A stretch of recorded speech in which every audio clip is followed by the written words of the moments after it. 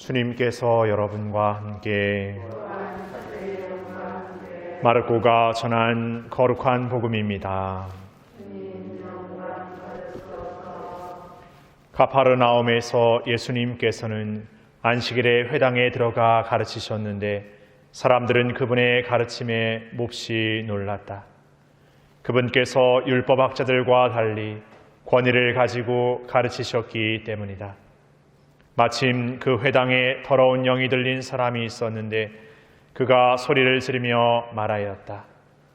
나자렛 사람 예수님, 당신께서 저희와 무슨 상관이 있습니까? 저희를 멸망시키러 오셨습니까? 저는 당신이 누구신지 압니다. 당신은 하느님의 거룩하신 분이십니다. 예수님께서 그에게 조용히 하여라, 그 사람에게서 나가라 하고 꾸짖으시니 더러운 영은 그 사람에게 경련을 일으켜 놓고 큰 소리를 지르며 나갔다. 그러자 사람들이 모두 놀라 이게 어찌된 일이냐, 새롭고 권위 있는 가르침이다. 저희가 더러운 영들에게 명령하니 그것들도 복종하는구나 하며 서로 물어보았다. 그리하여 그분의 소문이 곧바로 갈릴레아 주변 모든 지방에 두루 퍼져 나갔다.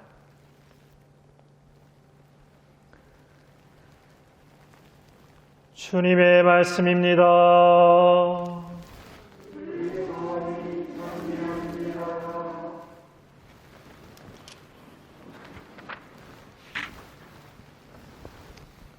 참 예수님, 오늘 날씨 많이 추우셨죠?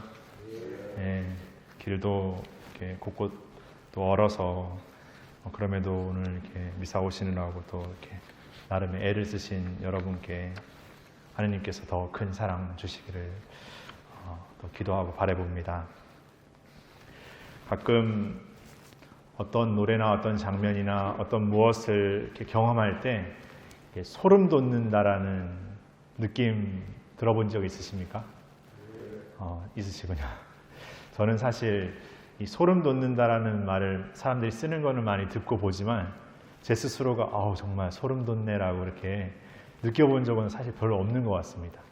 그래서 그런지 최근에 어떤 노래를 듣다가 정말 소름 돋는 느낌을 탁 느끼는 순간 그 경험이 너무 낯설어서 그냥 그 여운이 쉽게 가시지 않는 것 같습니다. 그러니까 뭔가 이렇게 그냥 굉장히 특별하고 뭔가 오래 이렇게 기억에 이렇게 남게 여겨지는 어떤 그런 마음이 되는 것 같습니다. 근데 오늘 제가 또 제1독서 사무엘기의 탄생의 이야기를 들으면서 소름이 돋는다는 생각이 또 들었습니다. 그 들지도 않았던 40평생, 40몇 년 넘게 소름 돋는 게 몇 번 되지도 않는 그 소름이 최근에 노래를 듣다가 또 오늘 사무엘기를 들으면서 이렇게 드는데 마치 하느님께서 우리 안에 그 불가능, 어려움, 힘겨움, 그 많은 우리의 어떤 낙담, 실패, 어떤 그 안에서 그럼에도 불구하고 정말 어떤 의미에서 그럼에도 불구하고 우리를 이끌어 가시는 그분의 어떤 섭리를 이렇게 목격하거나 느끼게 될 때 정말 소름 돋는 것 같습니다. 어떻게 보면 그냥 계획되고 내가 열심히 하면 열심히 한 만큼의 어떤 보상이 주어지고 무언가 노력하면 노력한 만큼의 어떤 대가가 주어지는 것에서 오는 그것과는 비교할 수 없는 정말 하느님만이 주실 수 있는 어떤 그런 마음이라는 생각이 듭니다. 제가 사제 서품을 이렇게 받게 되는 피정을 갔을 때도 별다르게 어떤 특별한 어떤 사건이나 어떤 일들이 있었지는 않았습니다. 그러나 정말 그 마음 안에서 기도를 통해서 하느님께서 주시는 그 잔잔한 어떤 그분의 어떤 음성, 그분의 어떤 목소리가 들리는 듯한 그 마음이 어떤 지금도 생각했을 때 다른 어떤 무엇으로 이렇게 대체할 수 없는 그런 마음이었다는 생각을 이렇게 곰곰이 생각해 보게 됩니다. 왜 두루두루 이런 소름이 이렇게 어떤 뭔가 감정적인 얘기를 꺼내냐면은 오늘 예수님께서 회당에 들어가서 정말 그 어떤 예언자나 어떤 학자도 가르칠 수 없는 그 권위 있는 가르침, 사람들이 거기에 굉장히 놀래하죠. 그동안에 수많은 어떤 학덕과 지식이 있었던 어떤 그 지도자들을 제쳐두고서 예수님의 가르침은 그 이전에 본 적이 없는, 경험해보지 못한 그 가르침에서 오는 그 권위는 그들에게 있어서 놀라움의 그 자체였던 것 같습니다. 근데 우리가 권위라는 것은 어떤 사람의 품성이나 아니면 지위나 어떤 역할에서 주어지기 마련인데, 우리의 생각의 방식의 권위라는 것은 우리 스스로가 뭔가 내세우고 만들어내고 뭔가 이렇게 드러내는 그런 것으로 이렇게 생각해 볼 때가 훨씬 더 많은 것 같습니다. 근데 사실 권위의 본질적이고 진정한 의미는 주어지는 것이죠. 사제로서의 권위, 어떤 지도자로서의 권위, 어떤 나로서의 권위, 여러 가지 어떤 역할에 권위를 붙일 수 있습니다. 그렇기 때문에 권위라는 것은 꼭 어떤 지도자나 어떤 사제나 어떤 무엇이라는 어떤 대상에 한정되어 있는 게 아니라 우리 모두 한 사람 한 사람에게 다 그 권위가 있는 것 같습니다. 왜냐하면 우리는 하느님으로부터 부르심 받았고 그 부르심에 응답함으로써 하느님의 자녀가 되는 사람들, 하느님의 사랑받는 사람들, 하느님의 사랑받는 사람으로서의 갖고 있는 그 권위라는 게 있는 것이죠. 근데 그 권위는 세상에서 말하는 뭔가 드러내고 군림하고 뭔가 자랑하려는 어떤 그런 권위가 아니라 예수님의 삶처럼 끊임없이 섬기고 사랑하고 용서하고 함께하는 삶 안에서 끝까지 머무는 삶, 그 삶 속에서 드러나는 그 권위가 그 세상의 권력들, 세상의 어떤 힘들, 세상의 수많은 어떤 그 무엇보다도 그분만이 주실 수 있고 유일하고 그리고 가장 뛰어나고 가장 놀라운 그분의 권위라는 것, 그 하느님의 자녀됨의 권위가 바로 예수님을 통해서 우리에게 주어지고 있다는 것.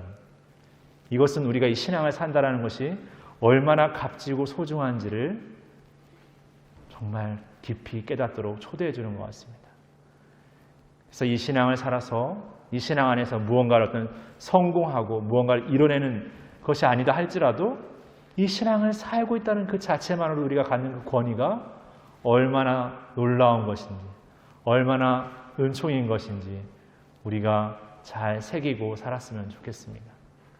그런 마음 안에 오시는 예수님, 그런 마음 안에 함께 하시는 예수님, 여러분들은 이미 그분으로부터 사랑받고 있고 앞으로도 늘 그분의 사랑 안에 머물러 살아가는 그런 소중하고 귀한 존재라는 걸 잊지 마시고 여러분이 살아가는 삶의 자리 안에서 신앙인으로서의 권위, 바로 예수님다운 삶의 모습을 어떤 인간적인 한계에도, 인간적인 부족함에도 잃지 않고 잘 지켜나가시길 바랍니다.